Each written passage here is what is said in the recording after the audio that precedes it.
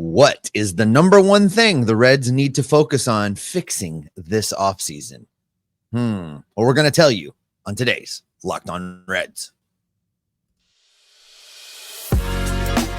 You are Locked On Reds, your daily Cincinnati Reds podcast, part of the Locked On Podcast Network, your team every day.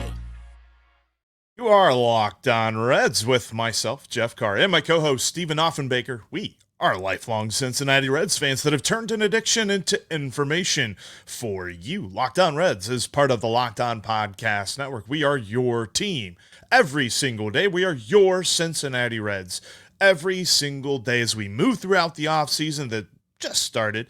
Lots to talk to. This is going to be a very busy offseason, or at least it should be, for the Cincinnati Reds. And if it's not busy, then we're going to be busy talking about how mad we are. But we are glad that you are taking time out of your day to talk some Reds with us. If you're an everydayer, thank you. You make this show go. Let us know down in the comments section if you're an everydayer, or hit us up with your thoughts on what this offseason should look like, because today on this podcast, we are going to be looking at the most important target for the Reds. I believe that there are two targets that we all can reasonably assess when it comes to this Reds team. We'll look at why pitching is a very important target for the Reds, and we'll look at why the outfield is a very important area of focus for Nick Krall in the front office this offseason. And then we're going to tell you which one is the most important as we move forward. Thanks so much for joining us here on today's Locked On Reds podcast. And Steve, stop me if you've heard this before, but the Reds need to get the pitching. Oh my goodness. Listen, this is an area of the team that we thought was going to be the strength, right? Going into the season, we thought the starting pitching was going to be what carried the team. It was going to make them be able to compete, maybe sneak into that final wild card spot. And it was all going to be done on the backs of Greene, Lodolo, and Ashcraft. That's what we thought. That is not what happened. The starting rotation fell apart. The bullpen actually performed admirably in a situation that I still don't understand how some guys' arms didn't fall off right there on the field. And still yet, the Cincinnati Reds, as we talked about in yesterday's episode, stumbled, scratched, clawed, found their way into being in contention until the second to last day of the season. So for me, pitching, I think, is a priority this offseason. Now, the real question, and I think you and I probably don't necessarily line up on this, is what that pitching acquisition needs to look like. Does it need to be a starter? Do they need to add quality arms to the bullpen? What should the focus be? Well, let's kind of look at where they are heading into this offseason, Jeff. 40 pitchers appeared in a game for the Reds in 2023. Now, that does include position players, but when you add it all up, guys that took the mound for the Reds in 2023, that number comes out to 40.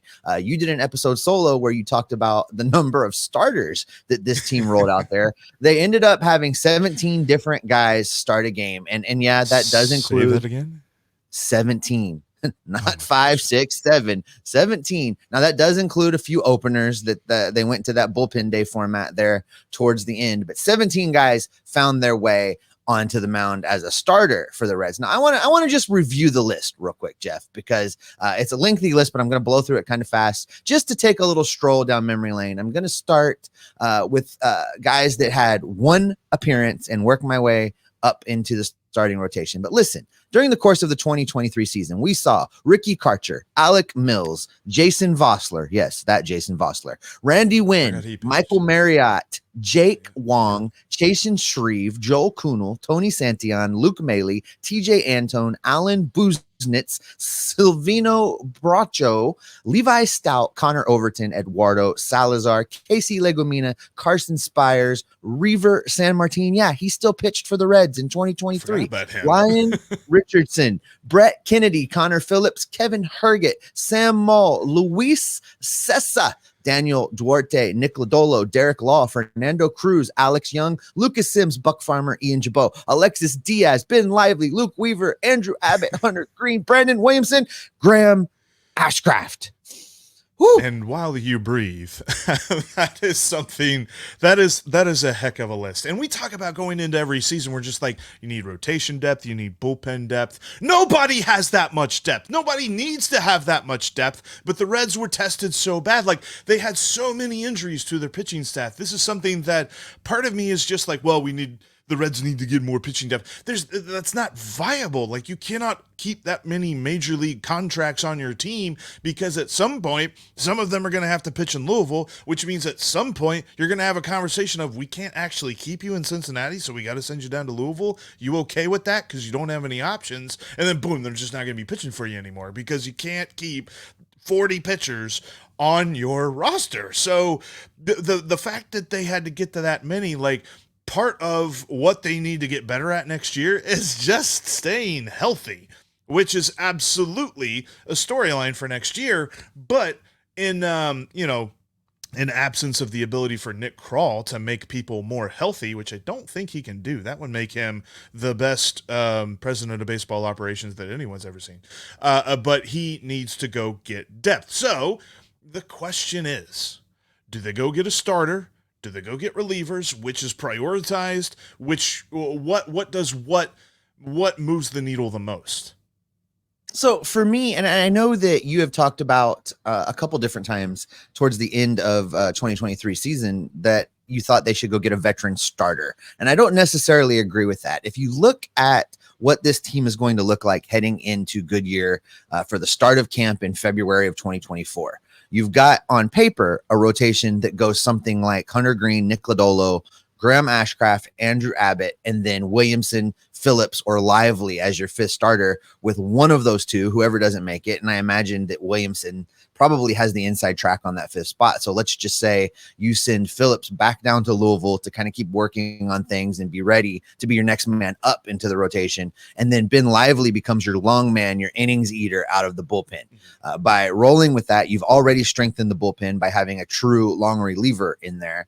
And you've got this starting five that on paper is ready to go, plus a spare down in Louisville. Now, I understand injuries happen, things happen, but looking at that, that doesn't seem to be, to me, where they should focus money on going out and getting a starter in the free agent market, which is going to cost more. I think their focus should be more on going out and upgrading some of those bullpen arms, because I mean it when I say I'm really surprised guys' arms did not fall off.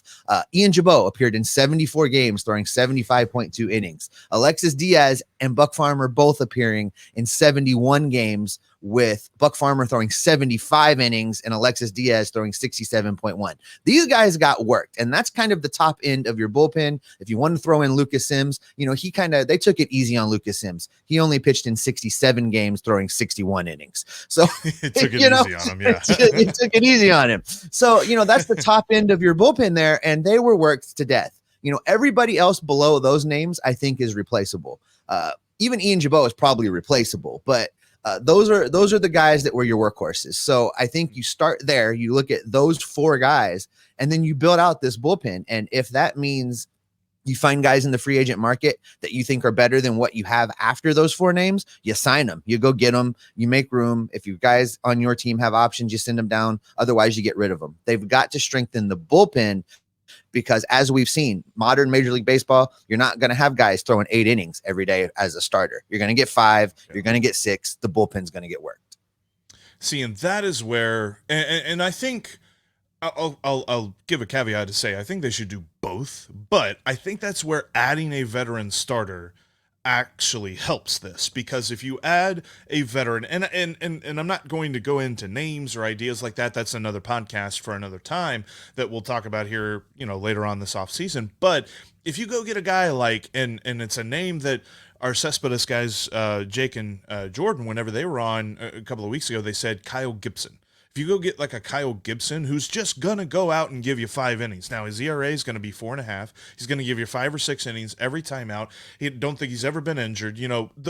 If they can find a Bronson Arroyo type pitcher, if you can go out and get that guy, slot him into, that's all. That's all. If you can, but I mean, even on his most, normal of seasons, not like 2012, but his most normal of seasons for Bronson Arroyo. If you can get that kind of a guy and slot him into the back end of your rotation, then you are talking about being able to move Ben Lively to the bullpen and have a long guy that can eat up innings whenever you have a starter go wrong. You could have the benefit of falling back Connor Phillips into the bullpen if need be, because I kind of feel like we don't necessarily know if he is a starter or a reliever moving forward. Plus, this is something you can bet on, you can guarantee one of those guys is getting hurt in spring training. We've seen it the last couple of years. Hunter Greene, Nick Lodolo, Graham Ashcraft, Andrew Abbott. One of those guys is getting hurt. Not all of those guys will make it to opening day. As optimistic as I love to be about this team, I cannot be that optimistic to say that every single one of them will make it through spring training. And if you get that veteran guy, you have a fallback option. And I'm making you pick a name, though, then. Let's say they're all healthy coming out of Goodyear. Which of the 5 guys, Greene, Lodolo, Ashcraft, Abbott, Williamson, do you remove from the rotation to replace them with a veteran starter? Williamson, because they don't let him go more than twice through the order. There's something about, and maybe this is part of the development plan, but there's something about Brandon Williamson that they don't trust to go a third time through the order. And for my money, that's not a guy that I want to give the ball every 5th day. Now, maybe he develops into somebody they trust a third time through the order. But if everyone is healthy and you add a veteran starter, I'd be more comfortable with a Kyle Gibson than I would with a Brandon Williamson, because next year is not about figuring out who you have. Next year is about taking what you know from last year and turning it into a playoff team. Well, one thing's for sure, Jeff, the pitching staff is going to need reinforcements if the Reds are going to make the playoffs in 2024. But pitching is not the only area that needs an upgrade. Coming up, we'll tell you what the other job openings are for the Reds heading into this offseason. Before I get into that, though, I want to talk about one of the sponsors of today's podcast. Let's shout out Bird Dogs. Thanks so much for helping sponsor Locked On Reds. I have never had a pair of shorts that make me look as good and feel as good and are as comfortable as my Bird Dogs. Bird Dogs make you look good. They are stretch khaki shorts designed to fit slimmer through the thigh and leg, giving you a truly sculpted look. They fit like a dream. Bird Dogs invented cloud knit fabric that looks just like khaki but stretches so that you get a way slimmer fit without having to sacrifice movement. They also use anti-stink sweat wicking. That's a hard combination of words. Anti-stink sweat whipping fabric that keeps you cool and dry all day long. These things are great. You can go from the couch to the golf course to a night out, all in the same pair of Bird Dogs. And listen, that is the truth. I have done it. I have left this house, gone and played a round of golf, and then headed into town for a fun evening out on the town. They are the most comfortable pair of shorts I have ever owned. If you want to get yourself a pair, you can go to birddogs.com/LockedOnMLB and enter the promo code LockedOnMLB and get a free Bird Dogs water bottle with any purchase. That's birddogs.com/LockedOnMLB using the promo code LockedOnMLB for your free Bird Dogs water bottle. You won't want to take your Bird Dogs off. We promise you. If you'd like to support the show, you can join Jeff on Subtext by texting Go Reds to 513-597-0944. You're going to be able to get text directly from Jeff. You're going to be able to text him your thoughts and questions. You're going to have a nice back and forth. And as we mentioned yesterday, the live Aloha Friday shows are going to be coming back, and you're going to have an inside track on getting your questions answered on those shows if you are part of Jeff's Subtext group. Also, thanks so much for making Locked On Reds your first listen every day. Everydayers, coming up on the next Locked On Reds. Did David Bell have a good year? Oh, we've got thoughts. I know you have thoughts. I've been reading the comments. We're going to talk about that on tomorrow's show.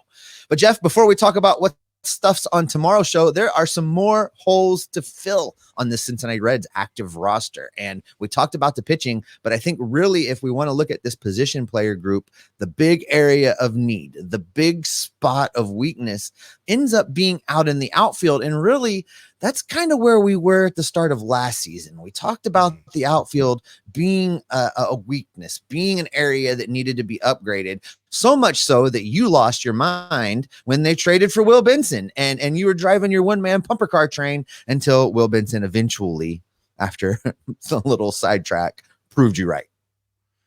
He did, and I was happy to see that. And we're gonna mention him and kind of how he fits into all of this. But I really think when you look at this Reds outfield, they need at least one good right-handed outfield bat. Now you can say, well, they really need an everyday outfielder, and that's fine. But you're probably looking at making a trade and turning somebody else into an everyday outfielder or something like that. And even if we pencil in T.J. Friedl as the everyday center fielder, which I believe he deserves a very Absolutely. good shot to be. He absolutely deserves Yes.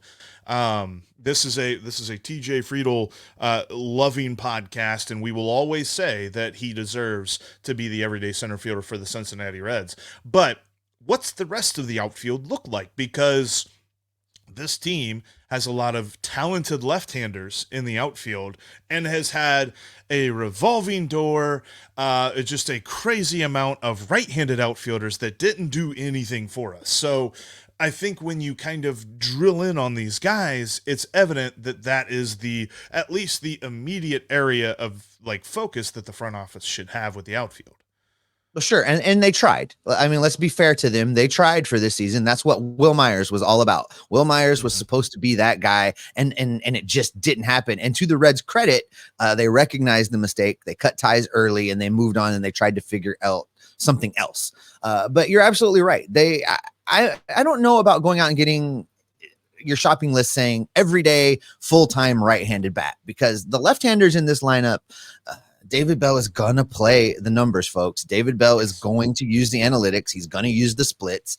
He has shown you that he is not afraid to sit anybody down. He doesn't care what your name is. So I think the idea is going to be to go out and find a right-handed bat that crushes lefties. I don't care what his splits look like against right-handers. I really don't. If they're bad, that's even better because it's going to make him cheaper, and the Reds will have a higher likelihood of going out and getting him. And you can pair up that guy with Will Benson. I think that's where we're looking also. I think that right field is the spot where you're going to need that right-handed bat. Now, it would be nice if they could get two, because I would like to have somebody that you could use strategically to replace TJ Friedl in center field for off days. That's a good right-handed bat. I don't think that Nick Senzel is part of this team. I don't think he's that guy.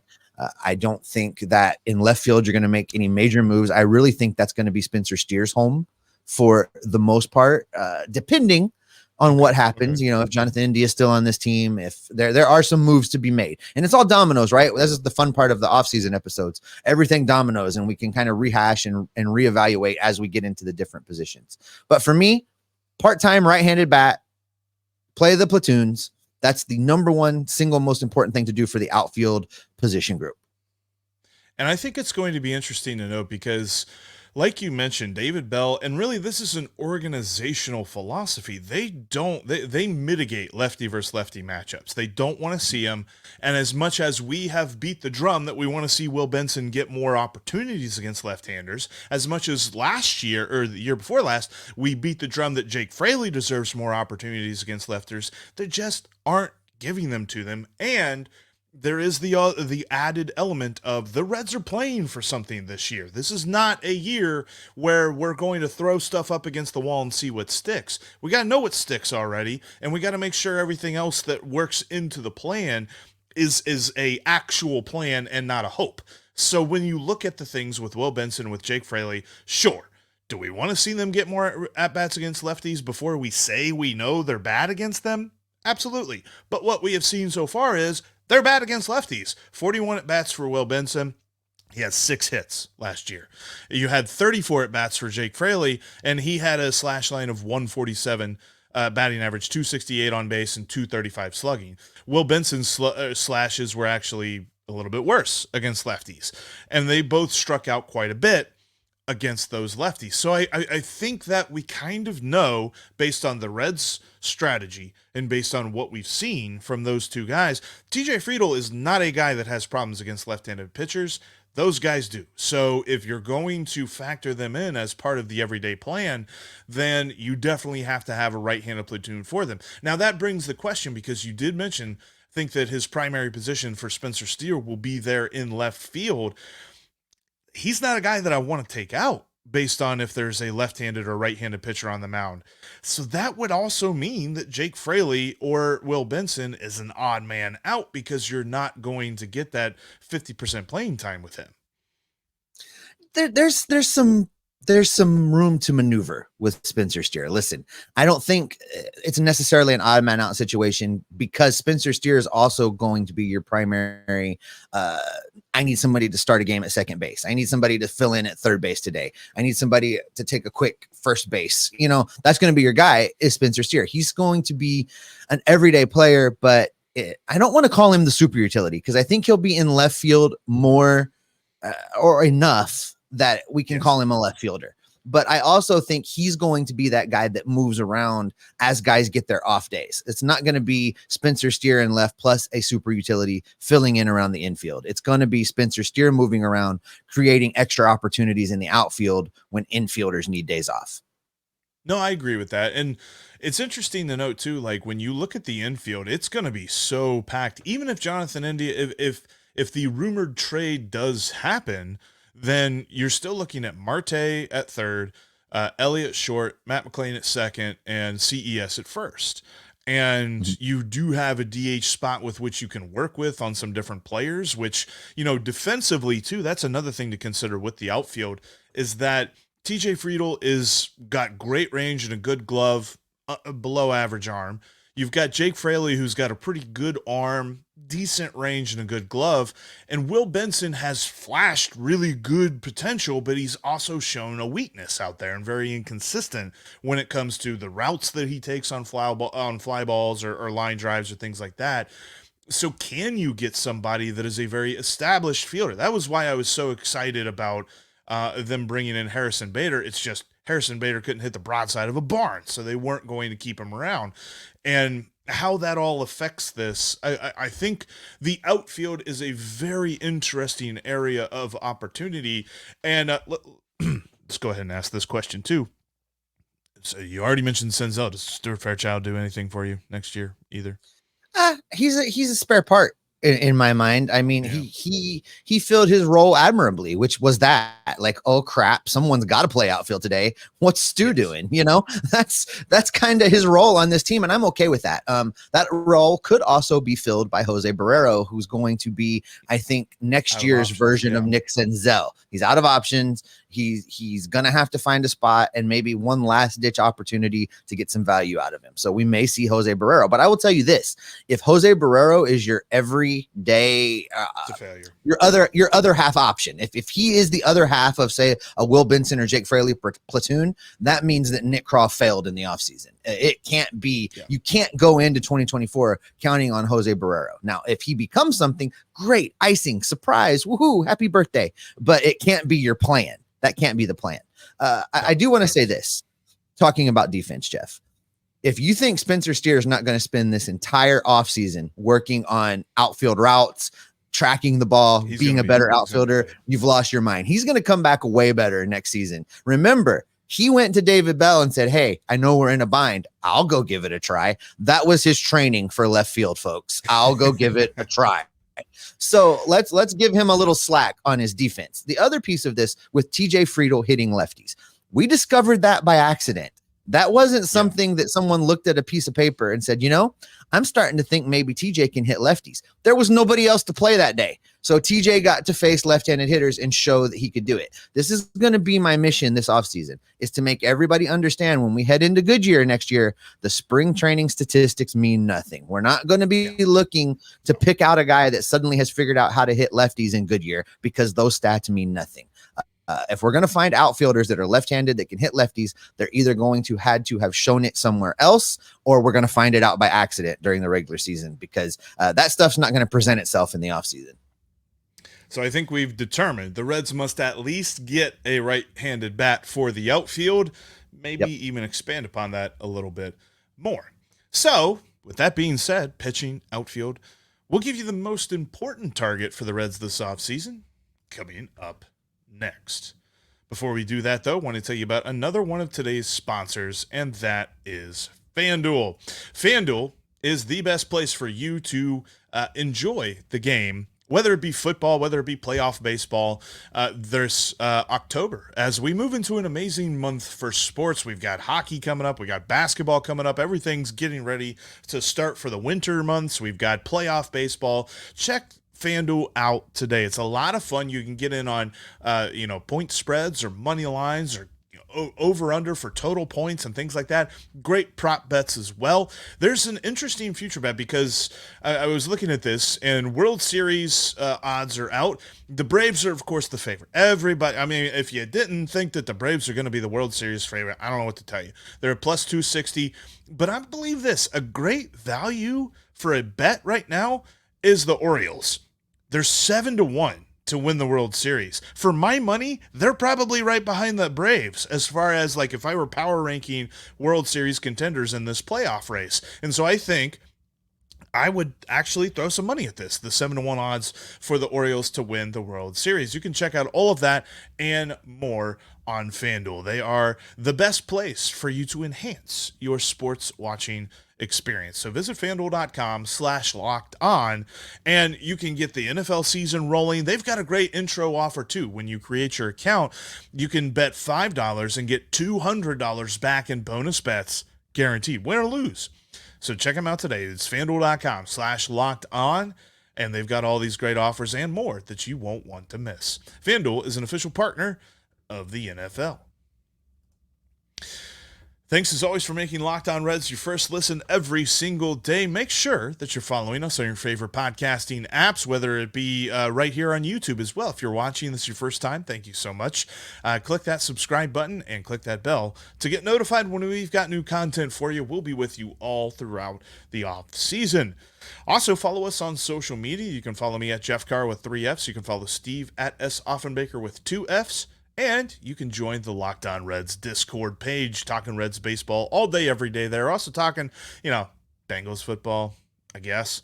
We might not be talking about it for much longer. Who knows how much that we need a FC Cincinnati channel or something on there. Yes, they're doing good. Yeah. Maybe I should just start an Ohio State. I should start an Ohio State channel down there on our Discord server just to. Yeah, I won't talk about them. It'll be just me and Paul Keels in there. That's going to be all that it is. You and Paul Keels. Yeah, go Bearcats. But when it comes to Discord, we got the link down in the description of this episode for you to join, and we welcome you to do so. All right, Steve, pitching, outfield, what's the most important one? I think we could probably say it together. Pitching. Yeah, it's going to be the pitcher, Jeff. And well, we tried. You're slow. That's how it goes. I was faster. Anyway, pitching, yes. Pitching, and starter, reliever, at the end of the day, there needs to be pitching. We'll probably continue to disagree on that veteran starter thing just because of what I think it's going to cost versus what the Reds could do with the same amount of money and upgrading the bullpen with multiple relievers. You and I will probably back and forth that a lot this offseason. But where we're going to agree is that's where the signings need to happen. If the Reds had a little bit more pitching depth, whether that was starters, whether that was stronger bullpen arms after the big three that we talked about, that could have been the difference in heading into this final wild card spot. That probably would have been the difference in actually making the playoffs.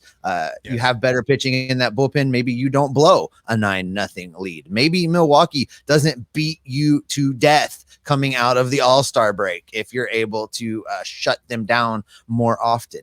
I think that at the end of the day, the Reds offense demonstrated that when it is healthy, it can score runs. And even if they don't go get a big name right-handed outfield bat and they piecemeal that thing, it better not be Jose Barrero. But if they did, they've still demonstrated they can score runs. So priority number one for me has to be supplementing those tired arms out there in the bullpen. And I'm curious too, because I think that there's a good shot that the Reds' best acquisition, whether it be pitching or outfield, I think that their best acquisition probably comes through a trade. Just because free agency, there's a little bit more negotiation, and the Reds are not going to be the highest bidder on a lot of different players, so they're going to have to be probably judicious with how they attack free agency as normal. Just to get everybody start to ring in their hands, your best trade options there is to trade Jonathan India for some help, or to trade Edwin Arroyo for some help. Yes. And I low-key think, and this is going to be a topic we talk about this offseason a lot as well, I think Edwin Arroyo might be a better trade tip than Jonathan India. That's an interesting thing there as well. That sounds like a show topic. I think so. I think that'll be coming up later this week. But yeah, for sure, you look at the fact that the way that the Reds attack free agency, and I firmly believe, and I don't think this is a scenario where he just gets shut down by ownership, but I think Nick Krall has been given a budget. He's been given like an amount of money he can spend, which I am so happy with that. The way that I've seen this team operate over the last year and a half, I believe Nick Krall is driving the ship. It's not a situation where ownership is telling him he can and can't do stuff. It's just ownership has given him a number. We will never know what that number is specifically, but he's been given a number that he cannot go over. And I think he's probably going to be a little bit more creative through trades than through free agency with that number. I can also tell you, Jeff, that in that scenario, one, that is correct, and B, the Reds are actually under that number. He never got to that number. There was still wiggle room for him to go out and get a starting pitcher at the All-Star break. The cost prospect wise was too much, and when I say the cost was too much, the cost prospect wise in prospect capital was too much. There was room in the budget, and I think, fingers crossed, that budget's going to go up a little bit based on how much the Reds attendance grew in 2023, which was unanticipated by ownership. They didn't expect that the Reds were going to be this good this year. We've talked about that. And thereby the numbers went up. The Reds, in fact, broke 2 million in turnstiles. Very good on you contributing your 22 games to the. That's right. and my 10. Hey, we are directly responsible for 30 of those 2 million tickets. So let's take credit where credit is due, Jeff. But yeah, I think that budget's going to go up. I think there's going to be room for Nick Krall to go out and really attack this free agent market reasonably as far as relief pitchers or part-time outfielders go. Well, there's a very good chance that, I mean, when you're looking at next year's salaries, the most expensive thing as of right now on the books is the $7 million buyout for Joey Votto. So how can the Reds move forward with that? Well, they've got lots of room, I would expect, for that number, and they can make some moves. Now, they're going to prioritize quantity over quality because, as we have seen with multiple different things, if you go sign one big guy and you just make a bunch of other waiver wire moves, I don't think that's going to move the needle as much. They're going to get, I envision moves like, you remember a couple of off seasons ago when they got David Hernandez and I am blanking on the lefty's name. Sean Marshall? No, not him. No. Not Sean Marshall. Oh, the sprinting guy. Out of the bullpen. Sprinting guy, yeah. Why do I remember that and I can't remember his name? Let us know down in the comments section because I should have looked that up. But anyway, that's something that I could see them doing in the bullpen, and then maybe going and getting, a right-handed platoon bat that, like you said, he's probably not that great against right-handed pitching, but he's good defensively and he's good against lefties, because I think that'll fit on this team very well. Make no mistake about it, the Reds are very in tune with what works with this team. They go get guys that fit. They don't just go get guys who are good. They also go get guys who fit within this roster. Jared Hughes, that's who it is. Jared Hughes. Yep. I promise I didn't look that up. It's just my mind. No, I just did. You're correct. Jared Hughes, sprinting out of the bullpen every time they got called on him, and I think everyone in the Reds press box rolled their eyes at that. But yeah, that was anyway. That's the moves that we're looking at. But yes, pitching that's the mantra of this offseason. Go get the pitching. We need a stable pitching staff that hopefully stays healthy this year, that hopefully can support the young guys that are going to be a little bit inconsistent. We'll talk about that as we get through our player reviews this offseason. But this is going to be a very fun offseason, a very busy offseason. Nick Krall, we're going to have lots of rumors to talk about for sure. Sure. And the key to watch with him, in years past, Jeff, the Reds have been, the guys that sat in the back of the room and waited for all the dust to settle and looked at what the scraps were, and then went into spring training and started watching for the cuts, watching the waiver wire, see who they could scoop.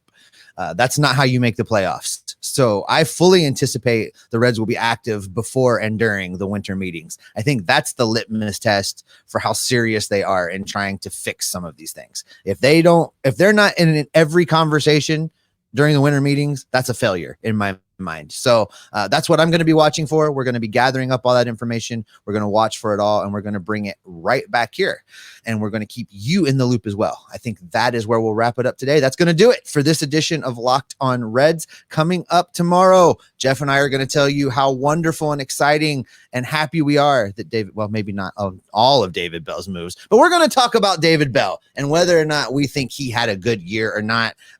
I think it depends on the category. Some interesting conversation surrounding how we think David Bell did. You're not going to want to miss that. Make sure you're subscribed. Make sure you're here because we want to talk baseball with you, and we want you to talk baseball with us. All right, Jeff, let's get out of here. Yep, because everyone knows we will be Locked On Reds every single day. I threw you a curveball. I hit it.